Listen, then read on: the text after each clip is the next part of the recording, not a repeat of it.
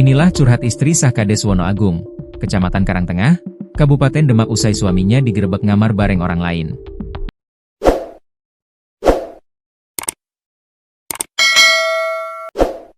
Ternyata selain selingkuh, Kades itu juga diduga tak menafkahi istri dan anak-anaknya. Bahkan ini bukan pertama kali Muhyiddin alias Zidan berulah. Istri sah Zidan, Akrima Zulistiana mengurai cerita pilu rumah tangganya. Lewat unggahan di akun Instagram pribadinya, Akrima menyampaikan curahan hati usai melihat video penggerebekan suaminya yang berada di kamar kos bersama seorang perempuan bernama Laili Hasanah. Ya Allah, aku gak tahan melihat kejadian ini. Ya Allah, gimana nanti anakku? Ini YG aku pikirkan. Sudah 5 tahun aku bertahan demi suami seperti ini, tulis Akrima dalam fitur Instagram Stories, dikutip Rabu, 23 Juli 2025. Akrima mengaku telah menikah dengan Zidan sejak 2019 dan dikaruniai 2 orang anak. Ia merasa dikhianati setelah selama ini berjuang seorang diri untuk membesarkan anak-anak mereka, tanpa nafkah dari suaminya. Setega ini kamu mas sama aku dan anak-anak?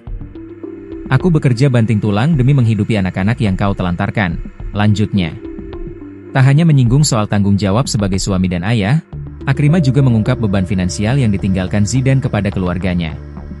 Lewat unggahan di akun Instagram pribadinya, Akrima menyampaikan curahan hati usai melihat video penggerebekan suaminya yang berada di kamar kos bersama seorang perempuan bernama Laili Hasanah. Ia menyebut, suaminya membebankan utang dalam jumlah besar yang diduga digunakan untuk mencalonkan diri sebagai kepala desa. Parahnya lagi, kamu membebankan hutang yang menurutku besar kepada keluargaku. Aku kerja untuk anak-anak tapi lihat apa yang kamu lakukan di belakangku. Kamu enak-enakan selingkuh, tegasnya. Akrima juga menyampaikan bahwa ia sudah mengetahui perselingkuhan Zidan sejak tahun 2020, namun memilih diam demi menjaga nama baik suaminya sebagai ayah anak-anak mereka.